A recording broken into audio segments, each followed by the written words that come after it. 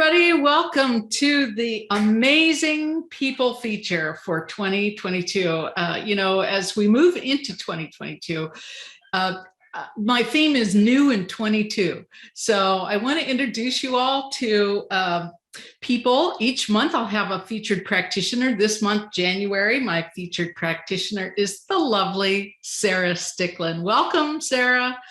Thanks, Lisa. I'm so excited to be here. Thanks so much. So why don't you introduce yourself? Yeah, so my name is Sarah Sticklin. I am an intuitive healer, a Reiki teacher, a medium. I feel I have a lot of different titles, and it all kind of blends together to serve people in connecting back to their intuition, connecting back to source or divinity or whatever that higher power is for them, and then ultimately helping them realign with what their authentic truth may be. And that's, I feel, where it all comes together for them. I so totally agree with what you said, because I've experienced various aspects of what it is that you do. You know, we originally met for Reiki. I needed Reiki really badly. I was, going through the divorce, and actually you're one of the two Reiki girls that I mentioned in Grounded in Chaos. So we've been together for a while and working on Reiki, but it seems like when you're doing a session with a client, that it's somewhat structured, but it's somewhat free-flowing, whatever comes up in the moment. If medium work is needed versus Reiki versus something else. You want to talk a little bit about that?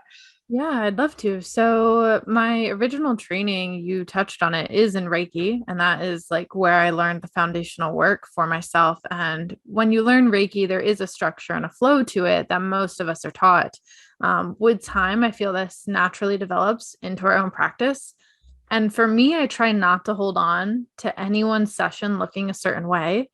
I find that when I get out of my own way and allow the session to naturally flow to serve the client, it typically goes way better than I could have constructed it to go.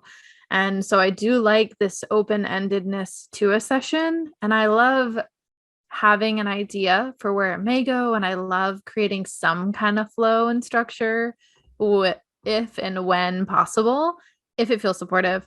But I also just love seeing a session go exactly where I didn't think it would go and touch on subjects that I had no intention of speaking about, but that seem so relevant to the client and exactly what they wanted to hear and exactly what they needed. And ultimately, it's always about my clients, never about me. So every time I notice like I want it to go a certain way, I have to remind myself, like, oh, this is not about me. They're not here for me. Like, they are here for a higher thing, to connect to something far greater than like me, a practitioner. Well, yeah, exactly. Many of us have learned Reiki, and it's Mhm. really somewhat hard to do Reiki on yourself when you're going through something really challenging. Mhm. So I think even if you are a practitioner, you need other practitioners to assist you. So that's one of the things that I find so valuable about you, is that I can call you and you can say, yeah, I can fit you in. Yeah, no, 100%. I think that's something we don't talk about enough in these communities is like healers need healers.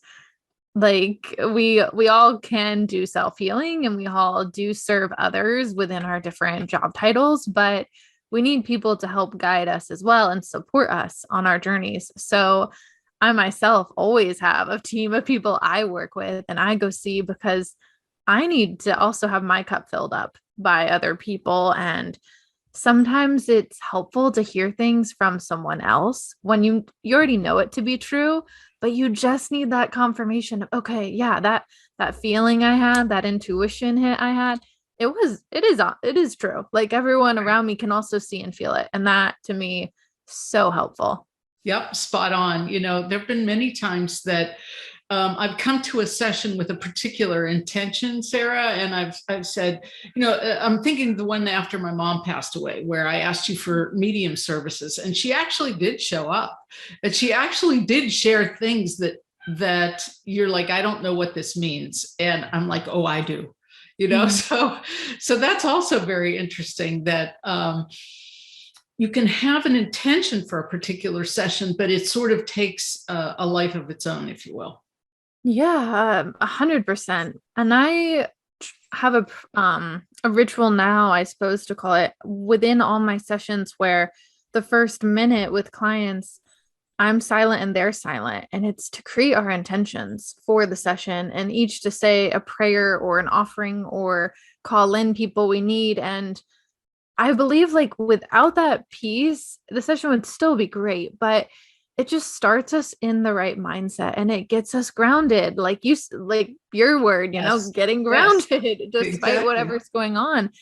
And without it, I don't know, it wouldn't be the same. It makes people feel comfortable and it sets the tone for the universe of like, hey, my intention with this is for it to be healing and supportive, especially within these kind of practices.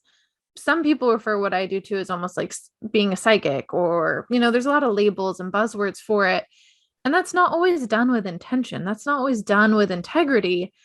And the starting with an intention for me is like a way we really ensure that this isn't for entertainment. Like this is for your deep personal and spiritual growth. And I sure my clients never feel like it's entertainment because it's so relevant to their lives, but I like to keep the intention really clean and really transparent with everyone, including like the universe and myself. Well, I like that very much because it actually sets a sacred container for the healing to occur. It gives the right space. Now, we've met once in person, which is just for how long that we've known each other. We met once here Mhm. over at Disney Springs for the first time this current calendar year. Actually, it'll be 2021 that we met. And we've known each other for years. So my point is that energy goes where it needs to go. You can work remotely with someone and have really powerful transformations. So, I'm in Florida.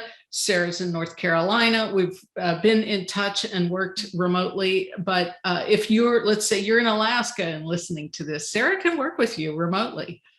Yeah, no, I have clients now. It's so funny. I was in Mexico just last week and talking to some people there and they're asking like where I'm based out of. And I was like, well, I mean, I live in North Carolina, but my work is so broad. I couldn't even tell you where the majority of my clients live because it's all across the US and I have some in Europe and I have some in the Philippines, and energy doesn't know bounds. And when I think about my own work that I've had done for myself, my most transformational experiences have been with people who work like in other states than me, and it's been over the phone, it's been over Zoom. And I do love that about technology. We're able to like bridge worlds, which is funny. That's all my work is. I feel like it's bridging our spiritual to our physical, and technology is another bridge to Yeah. connect us physically from different places to one central location. And it's just pretty amazing to me. It is indeed. So, um, is there something about you that I don't know? Oh gosh. My initial thought, my right off the bat was like, I love hockey, but you know that because you love hockey so much. Um, That is true. We are two hockey chicks, no doubt. Yeah, for we sure. are.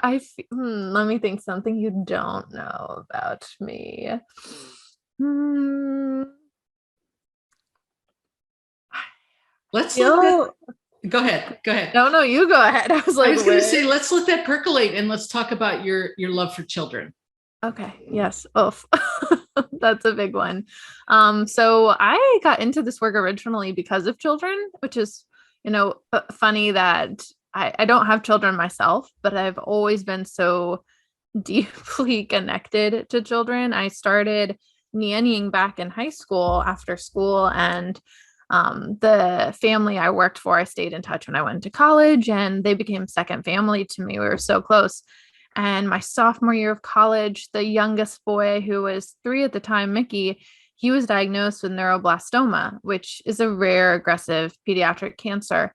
And unfortunately, he passed away a year and a half later after his battle. And it was truly because of his death and being there during his passing at the hospital that I started looking for a deeper path. I could no longer identify with everyone around me. I felt very much like a fish out of water when I went back to college. I couldn't understand people. I couldn't understand like people's everyday little problems. I was like, this doesn't really matter. And Yeah. yeah, I couldn't resonate with things my professors were teaching in school. I was in a helping degree, anyways. And half the time they're talking, I'm like, this isn't the real world. That's not actually how it works. And I felt I felt very disconnected. I ended up actually taking that semester off and going to work in a pediatric children's clinic just to be with kids again and just to be out of the school space. And within doing that, I actually witnessed the occupational therapist there have Reiki and do Reiki on the children and on her patients. And I watched these children who had severe behavioral problems, who were the kind of kids to throw desks in school and in elementary school, and they would walk out of a Reiki session with her and they were like a new person. They were so calm and so centered and so at peace. And I was so desperate to find my own healing after Mickey's passing that I was like, well, heck, I got nothing to lose. Like, I'll try this stuff. I don't care. Exactly. Went in Wilmington and found a practitioner there and got the healing done and was so sold on this and how much someone could know about my life and how connected they could be, not knowing me. So I've just woven it in since there and really used that to make sense of my spiritual path. But children have always been in my life in some way, whether it be I have an internship at the hospital like earlier this year, and that was on the pediatric and adolescent unit within the psychiatric wing. And I couldn't imagine my life truly without children in it in some way. They are the biggest teachers. And for me, having fun and like connecting to joy is one like a central pillar of life, but also something sometimes difficult for me. And I've always found like when I'm with kids, it's one of the quickest ways to tap back into joy and to happiness. And they typically aren't too far in the future.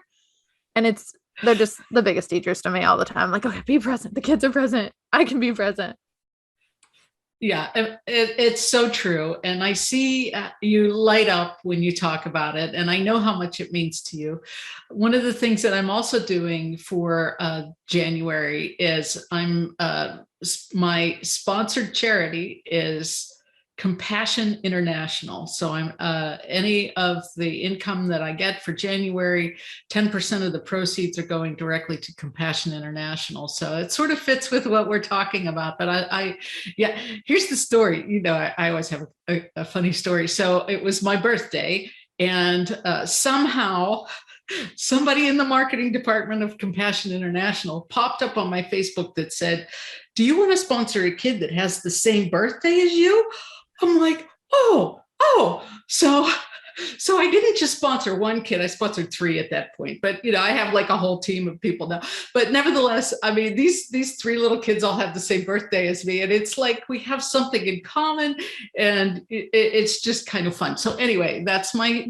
I love the work that they're doing all over the world to bring love and light to these children in poor areas. So that's one of my missions for 22. So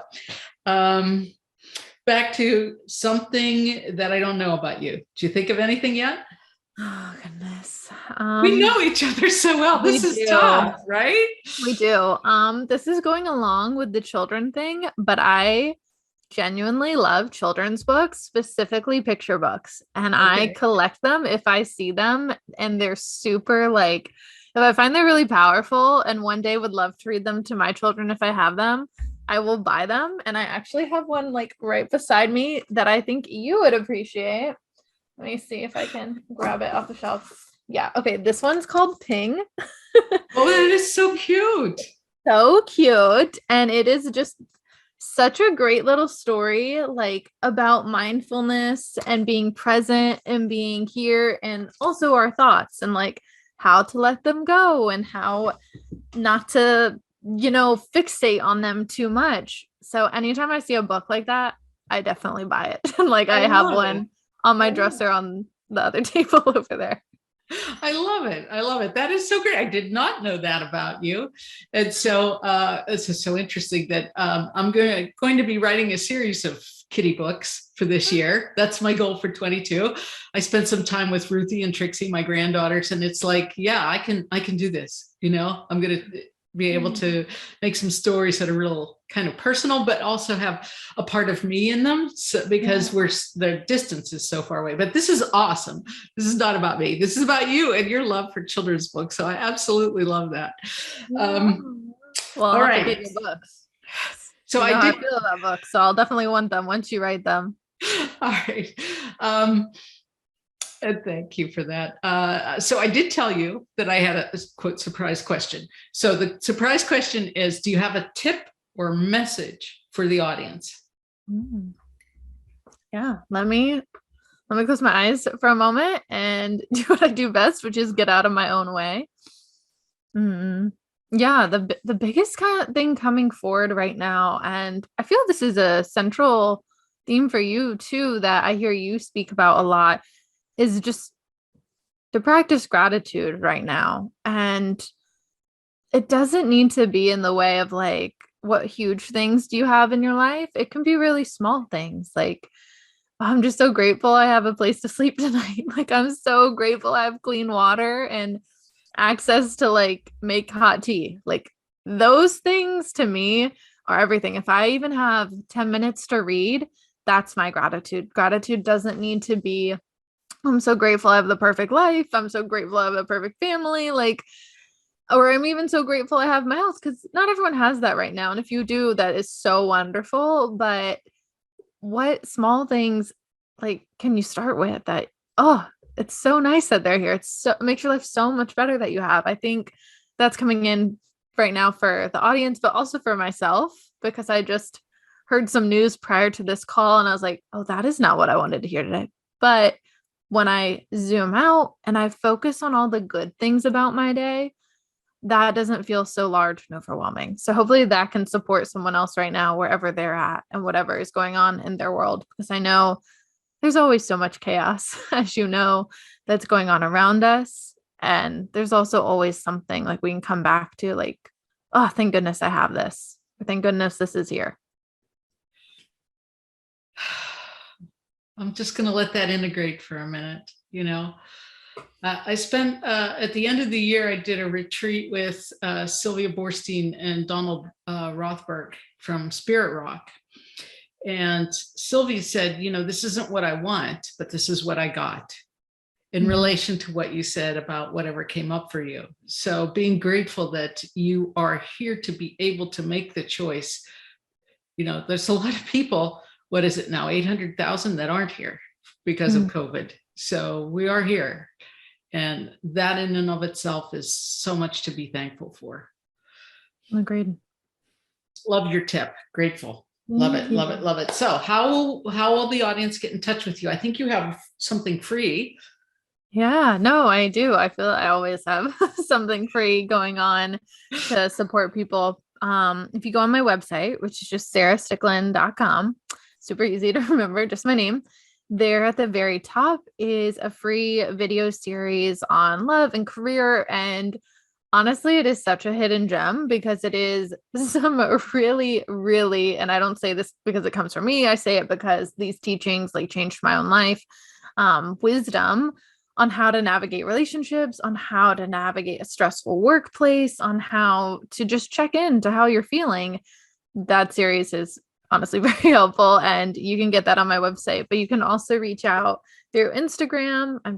It's just at Sarah Sticklin again. And there is a link there to book with me to have a free discovery call. I always offer that. And it's just a quick hi to me and see if we're a good fit, see how I could support you, see if I'm even the right kind of person for you, or what area of your life are you looking to shift? And is that my specialty? Can I support you in that? And if it is, then we'll get the ball rolling and tap right into the whole world that is supporting you.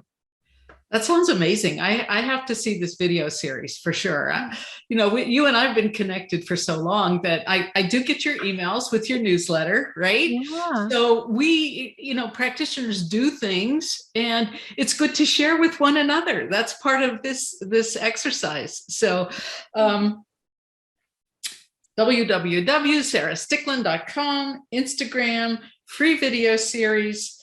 So in 2021, Sarah, I had a theme, heart-centered exploration.